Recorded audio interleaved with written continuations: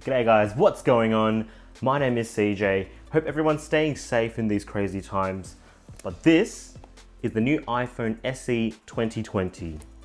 Let's unbox it. So to start off with, the box itself is pretty basic. It's exactly what you'd expect. And if you look at the front, well, it looks like a phone that you've probably seen before. And if you've seen an iPhone 6, 7, or 8 before, then this is going to be very familiar to you as well. So let's unbox it.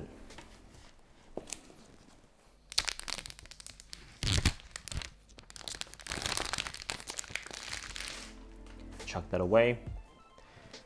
The thing I've always loved about unboxing Apple products is that it's always really quite easy and quite seamless. So to start off with, we've got some documentation, as always, designed by Apple in California. Comes with some pretty basic paperwork, some Apple stickers, SIM ejector tool as you'd expect, welcome to iPhone. And also comes with Touch ID, which is, in a way, I feel quite nostalgic for this particular feature. What do you guys think? Let me know in the comment section below. Putting this stuff away, we've got the iPhone itself. Now, I'm actually a massive fan of this white and black design, and it's the very first differentiating factor with these models compared to the iPhone 8 and the iPhone 6 and 7, primarily because, well, if you wanted the white color, you'd also have a white screen. But fortunately now, we've got a black screen with a white back, and it gives me a real throwback to the old days where the original iPhone 3G and 3GS were the main players in the game. I used to absolutely love the iPhone 3G and the 3GS, and gives me a weird funny feeling inside just looking at them. What also gives me a funny feeling is actually holding the phone. It is incredibly small, especially when compared to the iPhone 11 Pro Max that I've been using all this time.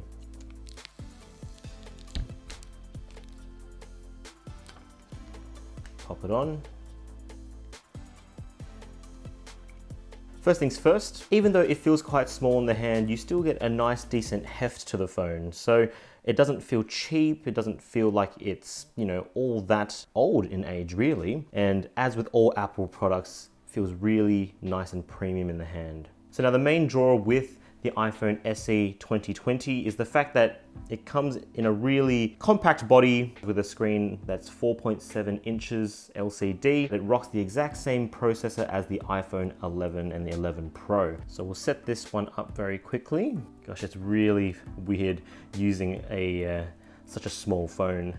Let's take a look at the rest of the box. Comes with a standard 5-watt charger, unfortunately, but the iPhone SE 2020 does actually support fast charging, but you'll have to buy a separate adapter for that. A little disappointing, but again, for the target market, probably not the biggest deal, especially considering it also packs in wireless charging. You also get Lightning earpods, which, you'd expect standard. And because of the 5-watt charger, doesn't come with a USB-C lightning cable, but it comes with a standard USB-A lightning cable instead. But other than that, that's pretty much it in terms of the unboxing experience. So who exactly is this iPhone SE for? Well, to answer that question, we have to break down the basics about this phone first. So it comes in one model at the moment, in a 4.7-inch display model with the old school iPhone 8 bezels. It's got the same basic design, all with updated internals with the new A13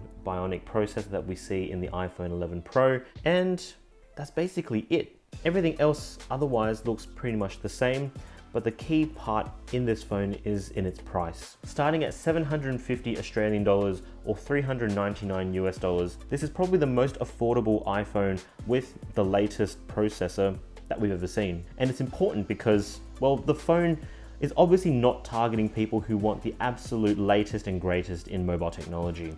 It's for the person, maybe your parents, grandparents, brother or sister who don't really care about all of that, and they just want a nice, usable and reliable phone at an affordable price, which this one certainly is. Overall, they don't care the fact that it's got big bezels, and probably the most important factor in the iPhone SE is exactly that. It's an iPhone. So it'll have iMessage, it's gonna have a reliable camera. It's gonna have the absolute best in taking video, and we know how important video is these days, considering people take a lot of Instagram stories, they take videos just to capture memories these days, and is easily shareable. And on top of that, you've got Apple's brilliant software support, especially considering it has the latest processor as well. So you can bet however long the iPhone 11 Pro is going to have software support, you can bet the iPhone SE is going to have the exact same as well. Most likely you'll have, as a minimum, 3 years support, if not 4 years, best case scenario, up to 5 years of support. What other manufacturer can promise that? Really not that many. If there's one thing that I'm already going to mention is the 64GB version is going to be a little small in my opinion, especially if you're going to be using it for more than 3 years. So just for future proofing, I'd probably fork out the extra dollars just to get the 128GB version instead. It'll at least guarantee just that little bit more longevity without you having to worry about deleting all your photos and videos. Because in the end, if you do record a lot of video in 4K, it's gonna take up a lot of room. In any case, I'm looking forward to checking out this phone over the next couple of weeks. Let me know what you guys think of the iPhone SE and if there are any things that you want me to check out during the review time. As always, thank you so much for watching this video. If you enjoyed what you saw, give us a like, and if you haven't already, do consider subscribing and ding the bell icon so you don't miss out. As always guys, stay safe, keep washing those hands, and I'll catch you guys in the next one. Say good day to your mum for me guys. Cheers.